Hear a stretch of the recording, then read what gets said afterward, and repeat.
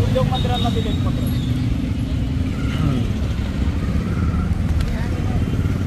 अजितदादांना दिलेलं पत्र.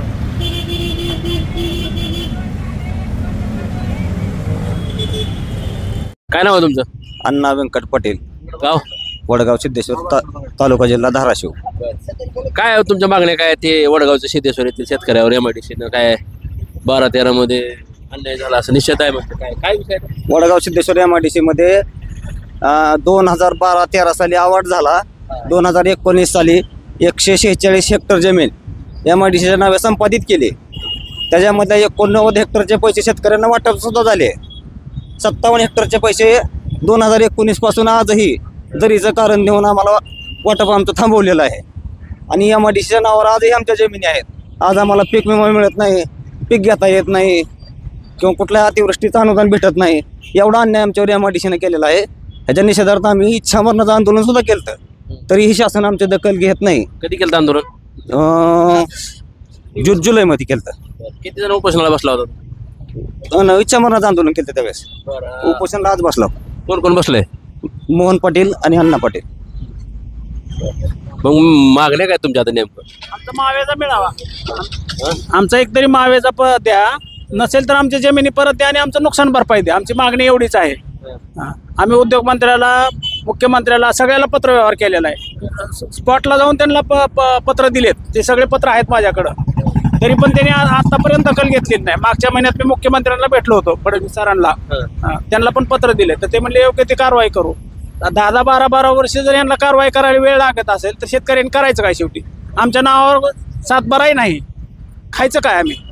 बरं, पोल रावलेत आमच्या क्षेत्रात, मग तुम्ही आमच्या नावावर 7-12 कमी का केला? तुम्हाला घ्यायची नाही तर बरोबर का? घ्यायचीच नसेल तर ना तुम्ही पोल रवायचे पण नाही, नावावर जमीन पण कमी करायची नाही ना. मग आमची जमिनी परत द्या ना, मोबदला द्या आम्हाला. एवढीच मागणी आहे आमची. नसेल तर आमचं मावेजा वाटप करण्यात यावं. त्याशिवाय आम्ही आंदोलन सोडणार नाही. निवेदन दिलं ना आंदोलन, आता उपोषणाला बसणार आहेत. कोणाकोणाला दिलं निवेदन? आता इथं धाराशिवमध्ये दिलंय. धाराशिवमध्ये उपविभागाचे अधिकारी आणि पोलीस स्टेशनला दिलेलं आहे. आणि उद्योगमंत्र्यांना, मुख्यमंत्र्यांना मेल केलेत मी उपोषणाचे पत्र. आता मेलवर पाठवलेत त्यांना. MIDCचे मेन CEO आहेत वेलुरास आणि भंडारी सर, त्या दोघांनाही मेल केले मी हे पत्र. अधिकारी वगैरे आलेत काय? आलते का नाही? आले नाहीत सकाळपासून. तर आणखी पहिला दिवस आहे. पहिला दिवस आहे. 2 जण बसला उपोषणाला? 2 जण बसले. कोण कोण? अण्णा पाटील आणि मोहन पाटील. तुमचं काय नाव आहे? आज मोहन पाटील.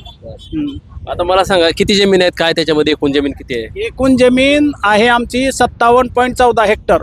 त्यापैकी माझं क्षेत्र आहे 6.43 हेक्टर आणि हेचं क्षेत्र आहे 7.44. एवढ्या क्षेत्राचा मावेजा आम्हाला मिळायला पाहिजे. जे काय किती मिळाला मावेजा? मावेजा मिळालाच नाही आणखी 1 रुपया. काहीच नाही. 1 रुपया संपादित केल्यात का जमिनी? संपादित केल्यात, बोर्ड लावलेत, त्याचे फोटो आहेत माझ्याकडं. पोल पण रावलेत आमच्या क्षेत्रात आणि नावावर जमिनी पण नाहीत. आम्ही पाठपुरावा करतो 10 ते 12 वर्ष झाले, पण कुठलं सरकार दखल घेत नाही. आता का जायचं तरी कुठपर्यंत? मंत्रालयात गेलो आम्ही, उद्योगमंत्री फक्त भेटले नाहीत, नाहीतर बाकी सगळ्या मंत्र्यांना भेटलो आम्ही. बावनकुळे साहेबांचं पण माझ्याकडे पत्र आहे मागच्या आठवड्यातलं. मागच्या आठवड्यात मुंबईला गेलो होतो आम्ही, दोघंच गेलो होतो. तरी पण बावनकुळे साहेबांनी तिथं MIDC ऑफिसला फोन केला होता. अधिकारी दावेसला गेले होते. ते म्हणले आल्यानंतर निर्णय होईल. ही काय निर्णय होईल म्हणून असंच वर्षानुवर्ष चाललेत. आमचं नुकसान होणार, त्याचं काय करायचं? आता किती दिवस बसणार उपोषणाला?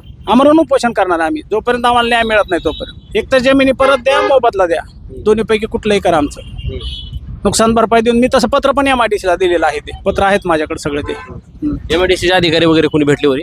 वर भेटले ना, वेलुराज सर भेटले, भंडारी सर भेटले.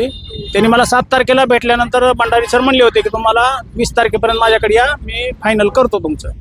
त्यांनी आता काय फायनल केले काय नाही, 20 तारखेला मी गेलो होतो पण ते भेटले नाहीत. नंतर त्यांनी दुसऱ्या शेतकऱ्याच्या जमिनी गेल्या तिथं.